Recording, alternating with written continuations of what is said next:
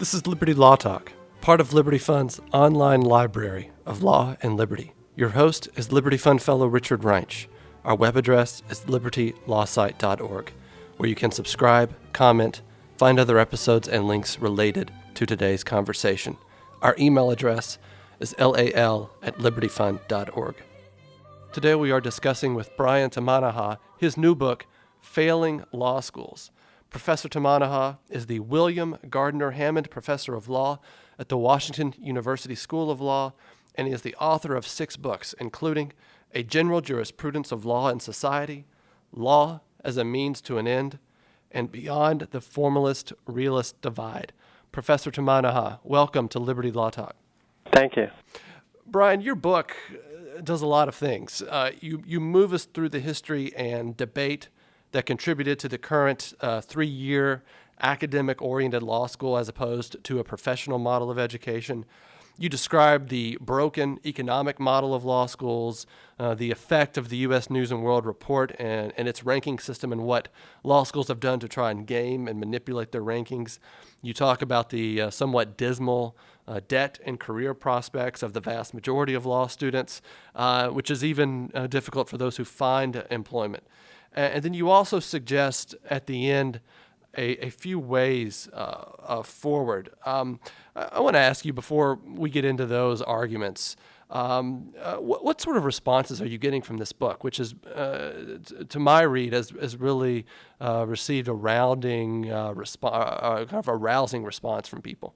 I began giving talks to law schools about 6 months ago, actually in December, and about the basics, laying out the basic statistics in the book and the basic situation both for students and law schools. And the response has been quite sober, or somber, I should say, in that I think there's a general understanding among law professors, at least those who are paying attention, that the current situation is unsustainable in economic terms. The cost of a law degree exceeds the economic return for the majority of students, and it can't continue. On the other hand, law schools have sort of boxed themselves into a corner financially by overextending through large faculties, through becoming dependent upon the high tuition dollars that we get from students. So making it difficult to change our operation. So the reaction generally has been, I think, taking it quite seriously. Now, having said that, the reaction from members of the ABA, for example, have been highly dismissive, suggesting that I'm exaggerating the magnitude of the problem. So the reaction has been different depending on who's responding. But in general, from law professors, at least those who have communicated with me, there's general recognition of the seriousness of the problem. Yeah, it would seem, just from the standpoint of interest that you're challenging, you would get substantial pushback from the ABA. And part of this is the accreditation process you describe, which has shaped the modern law school, the contemporary law school. So I guess that doesn't surprise me, and yet your math is pretty straightforward. Your arguments, I think, are sound. It doesn't seem to me there's too much room to really question or have people questioned kind of the basic facts that you've presented. It's not so much questioning the facts as sort of shifting the focus by saying, well, the problem is the economy. You're failing to take into consideration the non-economic values of having a law degree. We're giving them opportunities. These are the standard responses that I'm getting. Or you're looking at things in the short term as opposed to the long term. So it's hard to question the data I provide on its own terms. And these responses I've given to you, legal academia, we've been questioned for years about this, and those are just standard reactions that we often have been giving, and I think we'll continue to hear those. Now, you come to this debate from early on in your career, and you present in the prologue of the book your time as an untenured academic at St. John's School of Law in New York, and this was the late 90s. You've been teaching for 2 years. You're untenured. And you write about the dismissal of the dean who had challenged the faculty to write more or to be more engaged, and who was trying to improve the overall quality of the law school given certain apparent problems. And you talk about this letter you write to the dean of the university, where you set forth the problems, and he and to the president of the let me just president. I'm correct sorry. you. And he invites you to be or names you the interim dean of the law school, and you excerpt the speech or part of the speech, and you say, to the effect, you're challenging your colleagues to teach more, to maintain their scholarship, to be in the office more, to be more open to students. In effect, to me, it was you were already trying to move your colleagues to this idea of a professional model. That a huge part of the reason you're there is to teach students how to be lawyers, which seems incredibly relevant now, given the challenges that law schools are under and some of the ideas you advance for the future. Talk about this episode and how that shaped you and led you to write this book or led you to think about these issues. Sure. This happened in 1997, 98. And before getting into that, I want to emphasize that it's a very different law school today. They have an excellent dean. The faculty is much better, harder working. But essentially, I used this episode to begin the book because I want to demonstrate, to provide insight into the working conditions of law professors. We essentially have no accountability. And by that I mean the only thing we have to do is show up and teach our courses, and then outside of that, we're free to do whatever we wish. Now, on the surface, we have requirements. We're supposed to be academics. We're supposed to be producing scholarship. We're supposed to be there for our students. But in reality, there are very few enforcement mechanisms. And there are relatively few incentives. Everyone gets a raise. The difference between raises for high performers and low performers isn't that great. So the functioning of the law school from the standpoint in relation to the faculty comes down to the work ethic on the part of law professors, their professional commitment. And there are many people who have this commitment, but also there are many who don't. And I think this is not unusual among law schools. You'll see professors who are present and there for their students and there for their colleagues, and then you'll see professors who are not. Now, some professors are not on campus because they're at home writing, so they're still producing in that sense. But others are not on campus and not home writing, and essentially this is a problem for every law school. We have an expression called deadwood, and this isn't just a law school problem. It's a university problem more generally. But it has consequences, and consequences for the internal atmosphere, the operation of the law school, the level of productivity for professors. The situation's exacerbated in law schools because we, over time, have ratcheted down our teaching loads. So the one thing that we do provide, which is classroom teaching, over time has gone down. And as a result, if you have a faculty with a significant number of people functioning primarily just to teach, you have a large faculty and a significant problem. And that's the problem that I walked into at St. John's, and again, that was 15 years ago. You write, and I want to quote you, "At the heart of it, law schools are run for law professors," end quote. So the admission of students is telling. You think, why aren't law schools run primarily for students, their customers? And let me ask you, when do we move towards a 3-year model of legal education and a model that is one that's academically oriented as opposed to one really focusing on just a basic education that people can take and springboard straight into the legal profession? Mm-hmm. In the book, I describe events just over a century ago that set the foundation for the current model of law school. In the late 19th century, most law schools were 2 years, and all the southern law schools were 2 years, including elite southern law schools. Through a concerted action led by essentially Harvard, Columbia, Northeastern elite schools, through the ABA, and then separately by creating the American Association of Law Schools. These schools set up the accreditation standards. They both have their own standards, but these are essentially the same leaders circulating through the ABA and the ALS. And those standards included specific provisions relating to the work circumstances of law professors, relating to teaching loads, relating to providing support for research, and then specifically relating to the 3-year model.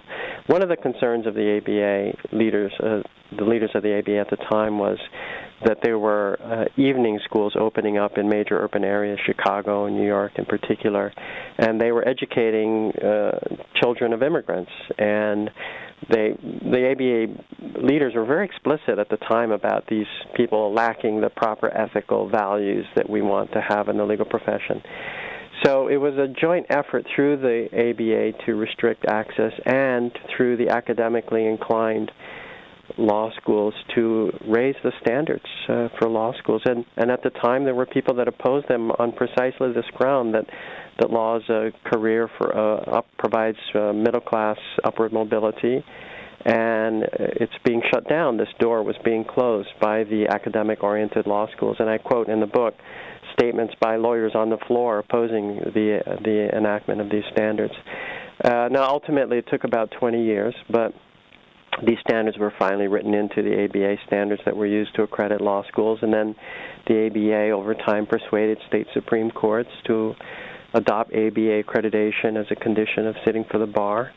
And then ultimately the ABA was accredited by the Department of Education, or was authorized by the Department of Education to serve as a general accrediting body for the purposes of federal support, and we have what we have today, which is a standard of the academic model that applies to all law schools who wish to seek accreditation. Let me ask you this: why the third year? Well, the original reports related, one main report related to the third year, really had made two basic arguments. One is that it takes a long time to develop the mind of a lawyer. And I mean, literally, that's what they said. And the second is saying, well, med schools are 4 years, so we're at least 3. So it was a kind of appeal to professional pride. But at the time, there were many 2-year law schools. As I said, in fact, the majority of law schools were 2 years, and they opposed the 3-year requirement by essentially, and actually the bar's position as well was that 2 years is enough, but with the addition of a third year serving as an apprentice in a law office. So there was no real justification for the third year, and we've seen this reflected ever since in multiple proposals suggesting that we eliminate the third year. And it's, I think, generally, or at least often said by legal academics, including Dean Kramer of Stanford, who I quote from 2010, saying, we've long recognized that 2 years is enough. But we have the third year, and the rules require the third year, and academic institutions have a financial interest in maintaining that third year. Yes, which becomes particularly pressing now, thinking about the debt load students carry and also diminished career prospects. It seems that becomes almost a point of ethical obligation, ethical thinking about the third year and what it means to students. Let me ask you this question. Even with the standardized model, the cost of legal education, you write about your own experiences, fairly affordable throughout most of the 20th century, something available to the middle class that one could go to law school and not graduate with a crushing debt burden. When do costs begin to spike, and why? Well, as I indicate, really tuition's gone up every year in the last 30 years at least, and I believe longer. But it really began going up in the late 80s, mid to late 80s, and then 90s, and then extraordinarily so in the 2000s. Just to put this in concrete terms, there are more than a dozen schools now for a class of 2012 in which tuition exceeds $50,000. So the tuitions exceeded the rate of inflation now for decades. The tuition increases, but it really started ratcheting up in the 1990s and then 2000s, and to the point now where we crossed some invisible threshold in which it went from being economically feasible, that is, the return on the investment in a law degree was worth it, to the point where it was not worth it for the bulk of students. I need to always emphasize that it actually still works for a certain spectrum of students, those who obtain jobs in corporate law firms, who earn $120,000, $140,000, or $160,000. Those students actually are still getting a positive and a fairly significant positive economic return. The problem is that's about 10% of graduates nationwide at most, and actually owing to a recent contraction in the corporate legal market, that percentage is getting smaller. So what that says is that for the bulk of law students who paid the same prices as the others, the pay has not only gone up, it's actually stagnated in real terms. You write about a part of the story of the ratcheting up of tuition is the accreditation model, and the accreditation process, from what I recall, really in the early 1990s, and a heavy focus on academics and allowing them to extract rents from their law schools and allowing the law schools to extract rents from their overall campus. And a huge part of this is scholarship, and making sure they have time and the resources for scholarship, and also ensuring that there are kind of these parts that every law school has to have, an elaborately outfitted library, certain types of facilities, certain types of pay, et cetera. And in this accreditation process, you argue changes, and of course the ABA is sued by the Justice Department. You outline that as well for its accreditation process. But you say that basic framework that they institute contributes in some way to the dysfunctionality you described. Right. Let me be a little bit more specific, because I think it's important to make this distinction. Tuition hasn't gone up because of the accreditation standards. What the accreditation standards do is essentially impose a model that all schools have to meet. So that's really lifted prices at the bottom end for the reasons that you said. There are certain requirements about building facilities, library collections. The substantial bulk of the faculty have to have tenured positions. This raises the cost, because if we eliminated those parts of the standards, there would come into existence could come into existence a cheaper model focused on training students to be lawyers. But what's raised tuition at the high end, and that's pulling up tuition across the board, is not the accreditation standards. Schools are essentially pursuing or have been able to raise their tuition because students have been willing to come, and they've been able to come, and this is where the federal loan system comes in. So when I talk about the ABA rules, it's important to recognize that the ABA rules impose a one-size-fits-all model that doesn't allow for differentiation in the market for legal education. If that's eliminated, I don't expect the top-end schools to change. What I expect is we'll have different law schools with different pricing systems, different economic setups to come into existence that are now being prevented by the ABA rules from existing.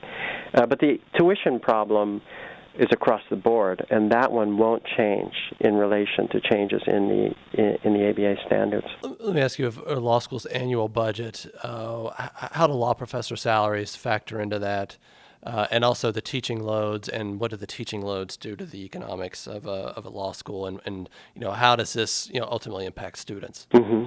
The faculty portion of the budget, and that includes not just our salaries, but benefits, research support. The faculty portion of the budget at most law schools is half or more of the total budget. Another big budget item, actually, especially growing in recent years, is the budget for scholarships. So the faculty portion of the budget is quite significant. Now, it's significant for two reasons. As I said, we began ratcheting down teaching loads in the 80s and 90s and 2000s, and if law professors go from teaching 5 courses, which was the standard teaching load for most of the 20th century, down to 4 courses, and then down at many schools to 3 courses, you need more professors overall. So faculties have been growing larger, and we've been growing larger because we've been teaching fewer courses. So that adds to the faculty budget. So that, in addition to the fact that faculty members are being paid more, in fact much more, especially in recent years when salaries started going up, basically beginning in the 90s as well, and I provide various sources of the increasing rate of faculty compensation. So it's through this combination of two things. The faculties are getting larger, and individual professors are paid much more, and it's that combination that actually overall contributes to the cost increase. Now, again, I want to say that one of the points I make in the book is that it's because we've raised tuition that we've been able to pay faculty more and hire more faculty. It doesn't go the other way around. And when law school administrators are called to explain tuition increases, they blame faculty salaries and expansion. But in fact, they wouldn't have been able to expand if they weren't increasing tuition. So one of the arguments I make is that we're sort of reversing the causal arrow here. And I think it's important to recognize that, because it's a matter of economic discipline to care about the efficiency of your operation, which we're not doing right now. So the overall faculty cost is a significant portion of the budget, and that we've been able to hire more and pay more money simply because we've been able to get that tuition dollars from students. Did you look at comparative data, say, for medical schools? Is there a way to compare dental schools, MBA programs, and faculty salary in those? The debt load for medical students is higher than the debt load for law students. We're the next highest debt load, and what contributes in both cases contributes to the higher debt loads in medical schools is they take longer, but also our tuition's higher. So as on the coming out end, on the expense end and the coming out, expense being what does it cost to go to medical school, what does it cost to go to law school, and on the coming out end, and that is the debt, medical students pay more. But there is a big difference, and the difference is that in the medical school context, you're essentially assured that if you make it through medical school, you'll obtain a physician position, and therefore you'll obtain the compensation that goes along with it. As I show in the book, the big difference with law schools is that at least through the past 10 years, and I'm not able to track the data before that because they changed the method of compiling the statistics, but at least for the last 10 years, 30 or more % of law graduates nationwide have not been obtaining jobs as lawyers. In recent years, the number is even higher. The ABA just released the statistics for the class of 2011. 9 months after graduation, only 55% of the graduates of the class of 2011 had obtained full-time permanent jobs as lawyers. So the difference with law students is that you still pay the high entry cost, you still carry the high debt, but 30 to 40% or more of graduates don't end up making lawyer money. So in other words, there's a much higher risk when in the law school context, in the context of legal education, of not getting the return that you pay for as compared to dental students and medical students. Business schools are much harder to compare because people who get MBAs scatter out into all sorts of careers. So we're not able to track results in the same way. With regard to faculty salaries, though, in those programs, are they comparable to 50% of cost, or? I don't know the overall numbers for expenses. that. No. It was interesting when you say that, because I think like a grade A nonprofit, your salaries and benefits should be, I think, something like a third of your overall expense. So, but I guess that kind of goes to your point about how are you stewarding your resources. Let me ask you, just on this question of faculty, what place does tenure, where does that stand going forward? I mean, is this kind of all go back to the demand side, and if law schools have a need to change and evolve, then of course tenure would be something that's up for discussion. Right. But related to this, you say, but it's kind of happening through the back door anyway, or starting to, although law schools are, as you mentioned, kind of the holdout. I mean, the overall university structure relies on a lot of untenured faculty in order to make the system still work. That's right, and that's one of the impacts of the ABA regulations. Interestingly enough, the ABA rules don't actually explicitly require tenure, but the rules have been interpreted that way by legal educators who engage in the accreditation and reaccreditation process. So in Chapter 3 of the book, I talk about the uproar that was raised among law faculties by a recent proposal to clarify that the rules do not require the bulk of law faculty consist of tenure-track positions. So oddly enough, the rules don't require it, but we interpret them in a way that de facto requires it, and as a result, our costs are higher. And as you said, I show that universities generally, it's about 35% of the courses are now taught by non-tenured positions, but in law school more than half the courses are taught by tenured positions. And tenure is just more costly. It's more costly, and it's inflexible. What this goes back to the situation I described in the prologue, that it's very difficult to have any kind of sanction to low-functioning professors who are tenured. You essentially have to bring a for-cause dismissal action against someone who's functioning at a low level, and that would be extremely disruptive and rarely done in law schools. So tenure raises the cost. It also does it in a specific way at the back end by more and more law professors seeking buyout offers before they retire, essentially saying, I won't leave unless you pay me to leave. Now, it's not done at every law school, but I know this is in place in many law schools who are trying to encourage people to go. You mentioned earlier the reduced teaching load, and part of the reduced teaching load, or a significant part, is to make time, clear space for academic scholarship. Let me ask you, can we price out what a law review article is worth, given that, we know, you've argued tuition costs more because of this reduced teaching load, so you've got to hire more faculty. But what is a law review article worth? And, also, when professors write law review articles, and there are, it seems like each law school, I know mine had, I think, 4 different journals.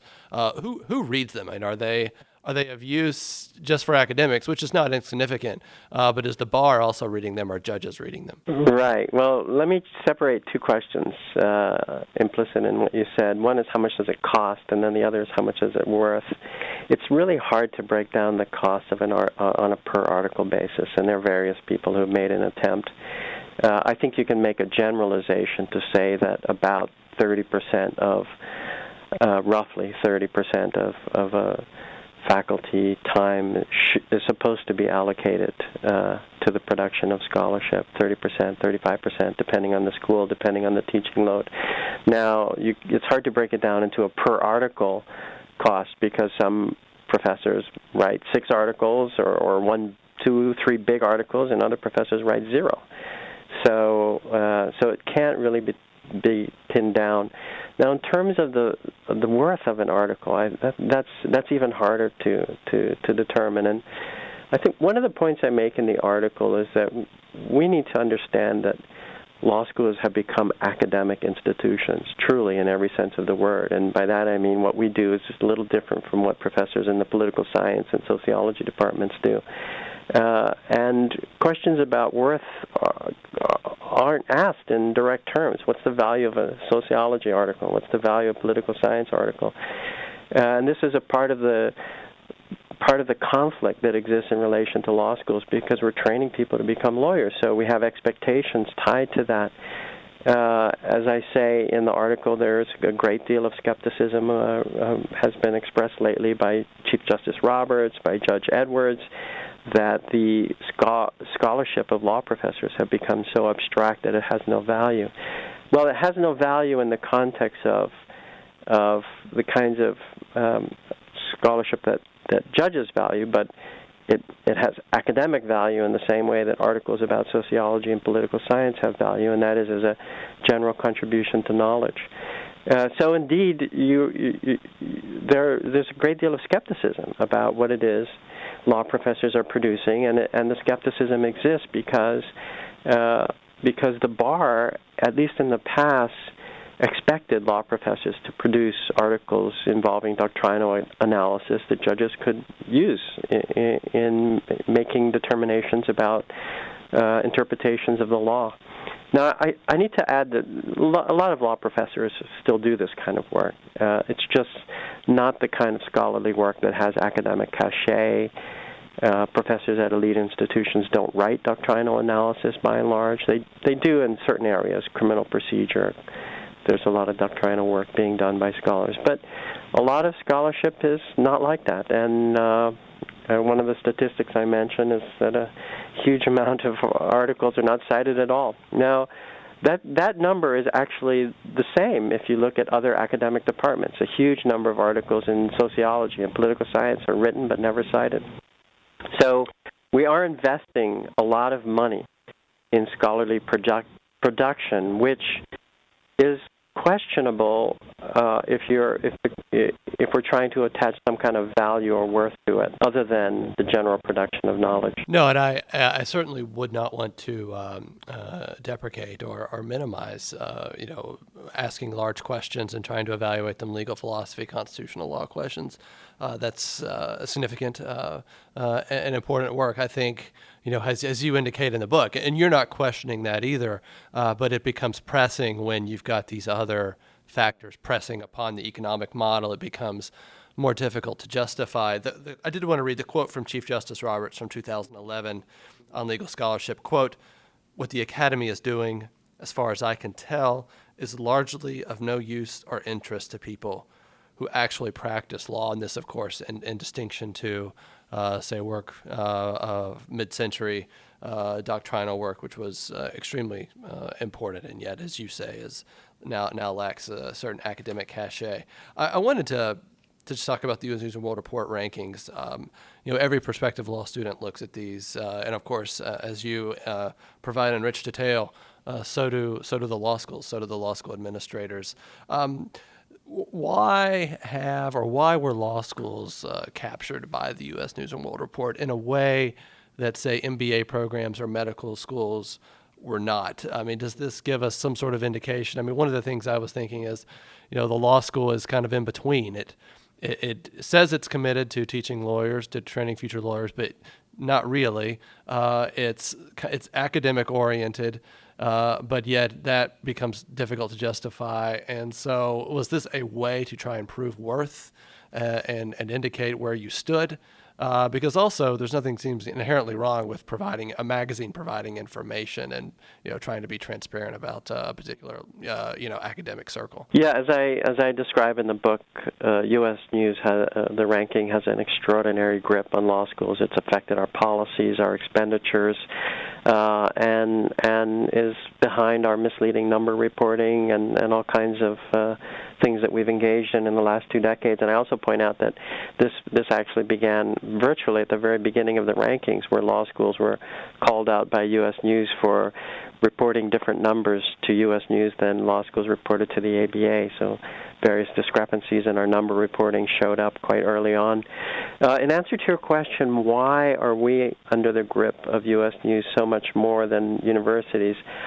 First, let me say I think universities are becoming more so under the grip. I mean, they pay very close attention to the rankings and have also had some ways in which their policies are influenced by it. But probably the main immediate difference is that there are multiple rankings in the context of undergraduate institutions. Princeton Review, for example. MBA programs are ranked by various separate ranking services. And in the law school context, there's only one ranking, essentially U.S. News, and there has been from the beginning. Now, some competing rankings have appeared in recent years, but by that time, U.S. News had already established its dominance. But in addition to that, I think the ranking feeds into the extraordinary elitism of law schools and of the legal profession generally. We've always been an elite-oriented profession from the very beginning. And so something like a ranking just fuels that. We're predisposed to measure things in terms of elite schools and elite standards, and it sort of caught fire because of that mentality. I'll tell you an indicator of this, that the majority of law professors nationwide are hired from Harvard, Yale, Stanford, Columbia. But if you look at universities generally, they're staffed by professors with PhDs from all over the place. There's strong philosophy programs, for example, that are not at otherwise elite universities like Harvard and Yale. In the law school context, it's not like that at all. And it's the same on the Supreme Court. We have Supreme Court members from Harvard and Yale. It's the same in elite Justice Department positions. It was the same in corporate law firms in New York City through most of the century. So we already had this orientation towards elite credentials, and I think U.S. News fed into that. Interesting as well to think along these lines that you mentioned the teaching, and where professors come from, but say, only someone who practiced at the bar, federal courts, had an appellate practice in constitutional law, argued cases before the Supreme Court, they would be favored or disfavored in a hiring process. Say, 10 years into their career, they wanted to teach. How would a law school evaluate that? And let's say this person, was a graduate of maybe a top 15 law school. Well, given the background that you mentioned, practice in front of the Supreme Court, appellate practice, that would be looked at quite favorably. On the other hand, someone from a top 15 school would have great difficulty getting an appointment at an elite law school. And at that point, the 10 years of practice might also begin to count against them. I mean, it's an odd reality in current legal academia that the professors at elite law schools have, relative to lower law schools, have much less legal practice. And again, that's explained by the fact that we have become consummately academic, scholarly institutions. So we're not hiring lawyers in elite law schools. We're hiring scholars of law. I think it's very important to understand that's the model that we follow, and this theme runs through the book. So from the standpoint of a scholar of law, then you might ask, well, what value does 10 years of practice at the Supreme Court have? And the answer is, well, may have some, but not as much, for example, as someone who has a PhD in economics. And so those are the priorities that law schools have. So the person you described may well get a teaching job, but unlikely at an elite institution. Thinking of the future of law schools, you've identified significant problems, even those, as you say, who would try and shift the argument or refocus the debate would admit that you've raised some serious questions about the current model. One aspect that would drive change we've discussed is the demand equation. I mean, there are no longer the applications to law schools, and you indicate this is already occurring in a pronounced fashion, ahistorical almost, from 2009 to 2011, and also driving that is the debt load and as we've also discussed, the lack of job prospects. On this demand equation, I was wondering, the fact that the Obama administration effectively nationalized student loans under the Affordable Care Act, could that prop up? I mean, it seems to me, part of this is just the low cost of credit, but does that prop up law schools for a longer amount of time, given that the rates of interest aren't going to be market rates; they're going to be subject to political forces? Not the Affordable Care Act for law schools. So in 2009, the nationalization of student loans. My understanding is that was a rider in the Affordable Care Act. So I just mentioned that. So. Okay. So the federal loan system has a huge impact on the operation of law schools. Previously, the federal government guaranteed student loans made by private lenders, and then, as you said, the Obama administration essentially created direct lending, took the private lenders out of the system, and now the federal government loans money directly to law schools. There's no question in my mind that the federal loan system that is supplying essentially without any limit credit to anyone who is admitted to a law school is propping up the existence of law schools that otherwise would go under without this federal support. And the reason for that is when the federal government provides these loans, it makes no evaluation of the likelihood of repayment. Under an ordinary lending system, the lender would make an evaluation of whether the borrower is likely to repay. And under the current federal loan system, no evaluation is made. So a student who attends a low-ranked law school in which only 20% of the students are obtaining jobs upon graduation, and most of those jobs don't earn enough to pay off the debt the student will acquire, a bank wouldn't loan money to those students, but the federal government does. So the federal loan program is indeed propping up the existence of law schools that otherwise would go out of business because the students simply wouldn't be able to get financing to go there under the open market system. Let me ask you, what needs to happen going forward? You do have some interesting thoughts in this regard, and also what are the barriers to change, to evolution of the model? Mm-hmm. My proposals focus in two basic directions. One is with the ABA, suggesting that we strip away from their accreditation standards all of the provisions relating to or propping up the academic model of law schools to allow greater differentiation to arise in the market for legal education. Essentially, what I mean by that is to say that we should take away requirements relating to tenure, teaching loads, support for research, and allow law schools that focus simply on training students to become lawyers at an affordable cost. There are law schools built in this model, but they don't get accreditation today. And short of that, if the ABA is not willing to do that, I suggest that state Supreme Courts now change the rule to eliminate the requirement that students graduate from ABA-accredited law schools to sit for the bar. Not all states have this rule. There are five states allow students to sit for the bar who have not attended ABA-accredited law schools. And I suggest that if a critical mass of states eliminate that standard, then the ABA accreditation will be like a seal of approval, but it'll lose some of the impact it has right now. Now, that depends on action by the ABA, and as I suggest, I'm skeptical that the ABA will do this because it will face a great deal of resistance. The other focus of my proposals is on the federal loan system. As I just explained, the federal government now provides as much as students want, no questions asked, essentially. And without any restrictions on the federal loan system, schools will continue to raise tuition as long as students are willing to come. Now, let me go back to something you said earlier. As you said, the demand side is now falling and might even be collapsing. And as I said earlier, the key is tuition's gone up because students have been willing to come and able to come. So the willingness to come, we're now seeing a reduction in that owing to greater public information now about the difficult job market. But there's still tens of thousands of people applying to law school. So, law schools can still fill their seats if they want to. So the second piece requires affecting ability to come.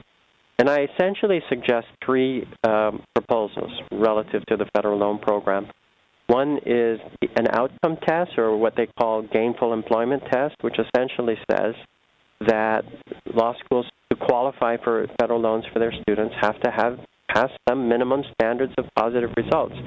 We already apply these tests to for-profit universities and institutions like culinary institutes, and I see no reason why they shouldn't be applied to law schools.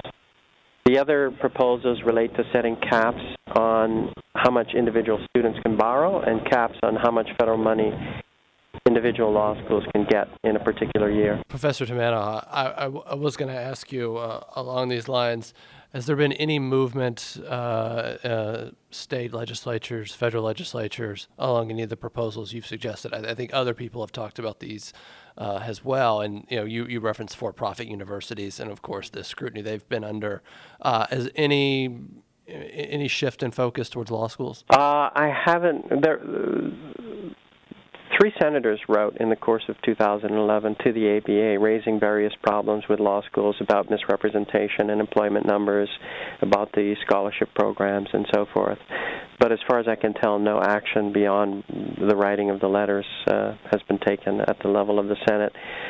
The Department of Education can look into these matters. The Department of Education certifies the ABA as the accrediting body for law schools and has the ability to affect that. It also specifies rules for eligibility for federal loans, but I have no information about the DOE acting on this.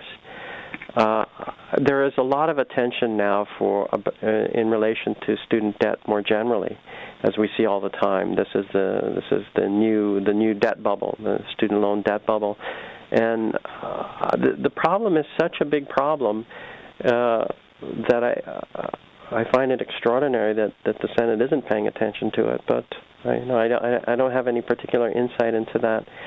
What state Supreme Courts will do as well, I don't know. I mean, I don't know that people in law have paid particular attention to law schools. That it costs so much, and that the cost has gone up so much in such a short period of time.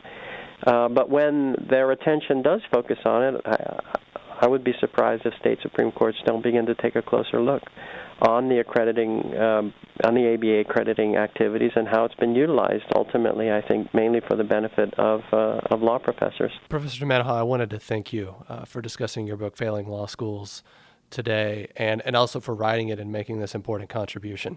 Thank you very much for bringing attention to the book. These are very important issues, and I hope people consider them. This is your host, Richard Reinsch, and you have been listening to a podcast that can be found at libertylawsite.org, where you can subscribe, comment, and find other episodes and links related to today's conversation. Our email address is lal@libertyfund.org.